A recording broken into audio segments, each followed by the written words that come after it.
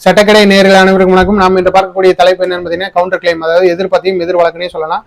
அது ஒரு எடுத்துக்காட்டு. ஒரு கணவன் ஒரு விவாகரத்து வழக்கு தாக்கல் செய்யறாரு மனைவியின் பேர்ல. அதுக்கு வழக்கு நடந்துகிட்டு இருக்கு. திருப்பி அவருக்கு தீர்ப்பு வழங்கப்படும். விவாகரத்து கிடைக்கும், கிடைக்காம கூட போகலாம். அப்போ மனைவி என்ன சொல்லுவாங்க, இல்ல எனக்கு அவருக்கு சேர்ந்து வாழ எனக்கு விருப்பம் இருக்கு அப்படின்னு சொல்லி அவங்க தனியா ரெஸ்டிடியூஷன் ஆஃப் கான்ஜுகல் ரைட்டுன்னு சொல்லி இல்லற மீட்டளிப்புன்னு சொல்லி ஒரு வழக்கு தாக்கல் செய்யணுமா அப்படின்னு கேட்டா இல்லவே இல்லை. உங்க கணவன் எப்போது அந்த பெட்டிஷன் போடுறாரோ, டைவர்ஸ் பெட்டிஷன் போடுறாரோ, அதுலேயே நீங்க ஒரு பரிகாரம் கேட்டு நீங்களும் ஒரு கவுண்டர் போடலாம்.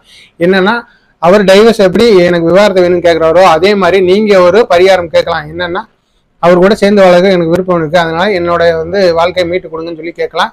ரெண்டு தரப்பு வாதங்களும் அப்படியே ஜாயிண்டா ஒன்னாவே கோப்பில் எடுத்துக்கொள்ளப்பட்டு 2 பேருக்கும் சாட்சிய சான்றான விசாரணை செய்யப்பட்டு யாரு பக்கத்து நீதி இருக்கோ அது நீதியின் பால் டைவர்ஸ் கிடைக்கலாம், கிடைக்காம போகலாம்.